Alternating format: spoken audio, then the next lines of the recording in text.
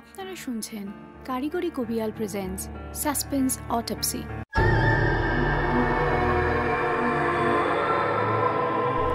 বর্তমানে আমাদের লেখার, পড়ার, এমনকি শোনার ধৈর্যও বড্ড কম। তাই আপনাদের প্রিয় অদ্ভুতুরে রহস্য রোমাঞ্চ গল্পের ধারাবাহিক অনুষ্ঠান সাসপেন্স অটোপসি এখন নতুন রূপে।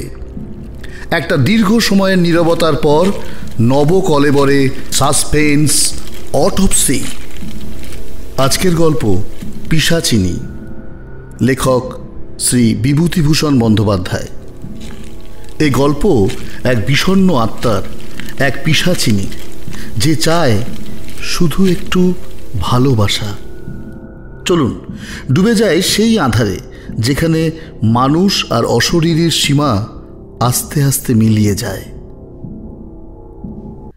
আমি তখন এক ছোট্ট পাহাড়ি গ্রামে এসেছি হাওয়া বদলাতে। এক সন্ধ্যায় গ্রামের এক প্রবীণ ভদ্রলোক আমায় বললেন, এই পাহাড়ের পেছনে গেলে সাবধানে যেও, সন্ধ্যের পর ওইখানে একটা মেয়ে ঘোরাফেরা করে, সবাই বলে সে নাকি পিশাচিনী।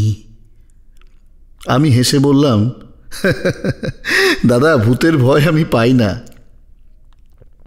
পরদিন বিকেলে একা একা চলে গেলাম পাহাড়ি পথ ধরে। সূর্য তখন ডুবছে, চারপাশ নিস্তব্ধ। হঠাৎ সামনেই দেখি একটি মেয়ে দাঁড়িয়ে আছে, লাল শাড়ি পরা, কাঁধে ঝাঁকড়া চুল, মুখটা কেমন অস্পষ্ট। সে বলল, এই পথটা কি আমায় দেখিয়ে দেবে? আমি কিছু না ভেবেই পাশে দাঁড়ালাম। হাঁটতে হাঁটতে অদ্ভুত একটা গন্ধ পেলাম, যেন পচা গোলাপ ফুল। ঠান্ডা বাতাসে তার গলার শব্দ কেমন যেন ফিসফিসে।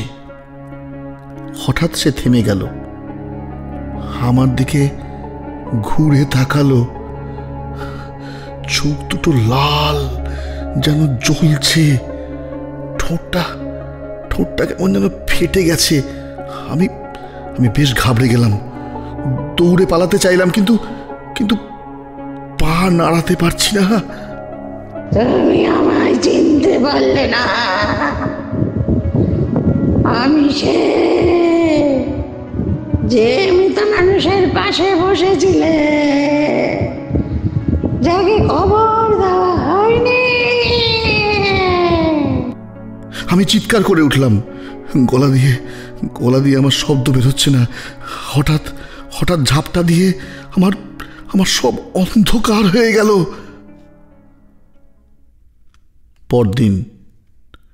পরদিন আমাকে জঙ্গলের ধারে অজ্ঞান অবস্থায় উদ্ধার করে ওই গ্রামবাসীরা। আমি শুধু একটা কথাই বলছিলাম,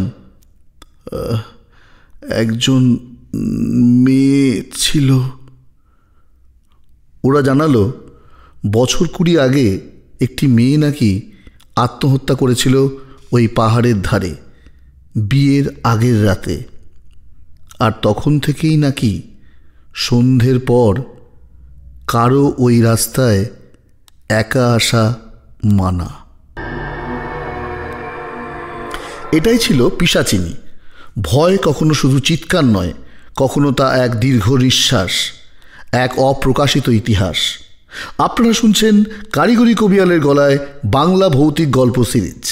পরের পর্বে শোনাব আরও এক ভূতের গল্প, আরও রহস্য, আরও অন্ধকার।